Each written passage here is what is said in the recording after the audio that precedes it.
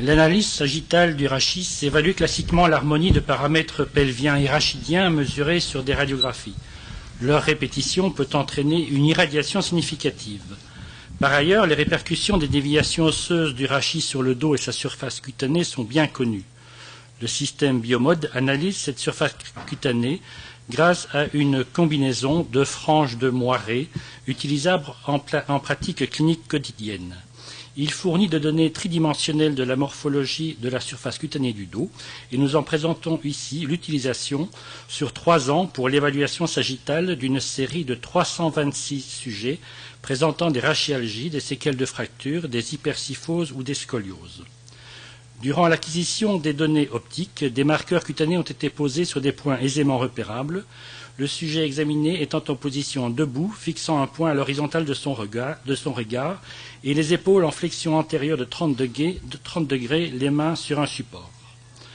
Le plan sagittal a été évalué selon la projection de la ligne des épineuses, minimisant ainsi l'effet d'une éventuelle adiposité ou de déviation associée. Plusieurs paramètres sagittaux sont fournis, l'inclinaison globale, le niveau d'inflexion des courbures, les angles de syphose et de lordose, ainsi que les flèches cervicales, thoraciques, lombaires et pelviennes. Les profils ont été classés selon le niveau de jonction des courbures sagittales et leur intensité relative. La fiabilité des mesures a été évaluée sur 2 sujets par 5 observateurs. À chaque fois, les marqueurs cutanés ont été enlevés et reposés. L'intervalle de confiance a pu être évalué de 2 à 4 degrés pour les valeurs angulaires, 4 à 6 mm pour les données de flèche et 1 degré pour l'inclinaison globale.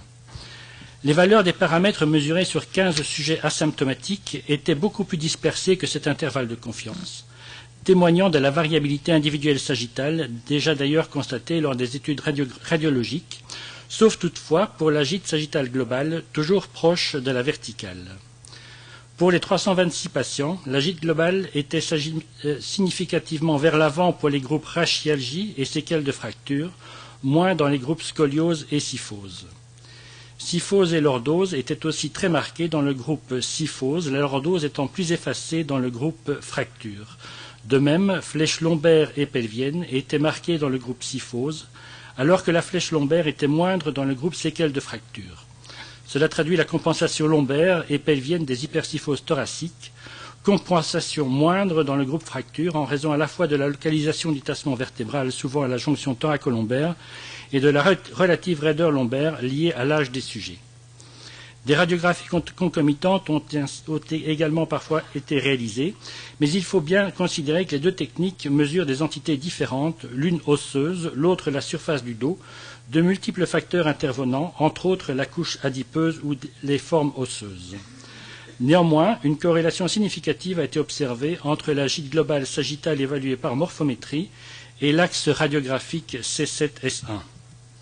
La répartition des types de profils était relativement homogène pour les cas de syphose, avec accentuation des 2 courbures ou l'extension de la syphose vers le bas.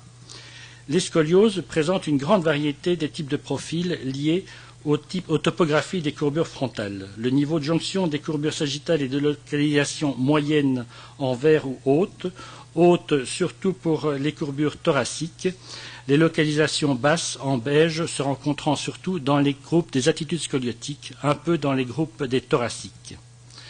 L'intensité des courbures sagittales était tantôt moindre, tantôt accentuée pour les cas d'attitude et les scolioses lombaires.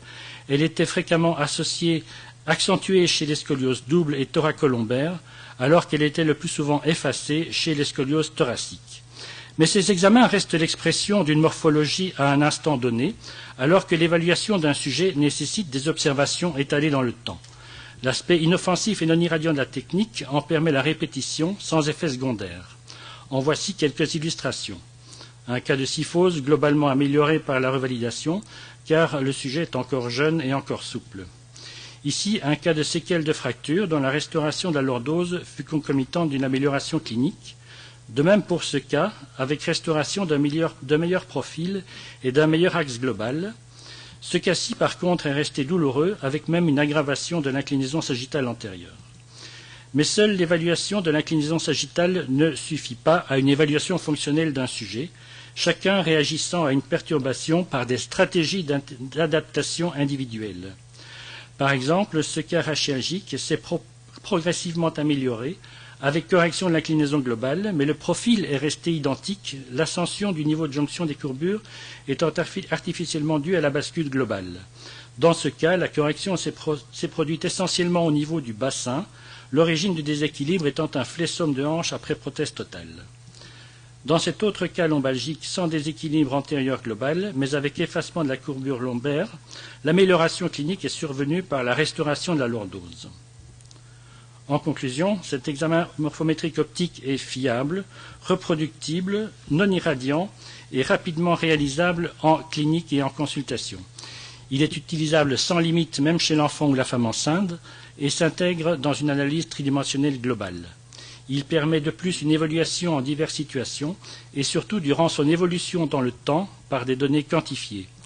Il évalue les stratégies positionnelles individuelles, les effets des thérapeutiques et permet même de les orienter ou de motiver les patients par un effet de feedback visuel.